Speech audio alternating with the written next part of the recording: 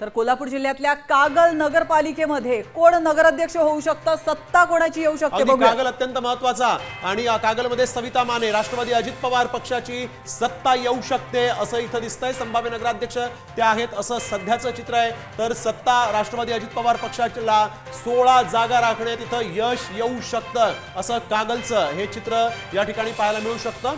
तर कागलबाबत आमचे प्रतिनिधी अमोल धर्माधिकारी यांनी नेमका काय अंदाज वर्तवलाय पाहूया। कागल नगर परिषदेची निवडणूक ही नेहमी उत्सुकतेचा आणि चर्चेचा विषय असते। याचं कारण कागलमधलं राजकारण हे क्षणाक्षणाला बदलणारं राजकारण असतं। याचीच अनुभूती या नगर परिषदेच्या निवडणुकीमध्ये देखील आली।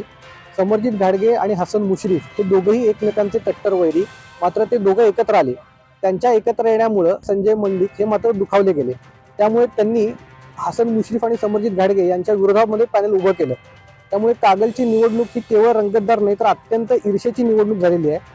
यामध्ये हसन मुश्रीफ आणि समरजित घाडगे यांच्या गटाकडून संगीता माने या नगराध्यक्षपदाच्या उमेदवार आहेत, तर संजय मंडलिक गटाकडून युगंधरा घाडगे या नगराध्यक्षपदाच्या उमेदवार आहेत। याचबरोबर मंडलिकांनी देखील पॅनल देताना स्थानिक उमेदवारांना अधिक प्राधान्य दिलं। तर मुश्रीफ आणि समरजित घाडगे यांनी त्यांचे जे माजी नगरसेवक होते त्यांनाच पुन्हा एकदा नव्यानं संधी दिलेली आहे। यामध्ये काय नेमका निकाल लागणार हे निवडणुकीनंतर जरी निकालानंतर जरी दिसणार असलं तरी देखील कागलमध्ये आता मुश्रीफ गटाच्या संगीता माने यांचं पारडं जड असल्याचं लोकांकडनं सांगण्यात येते।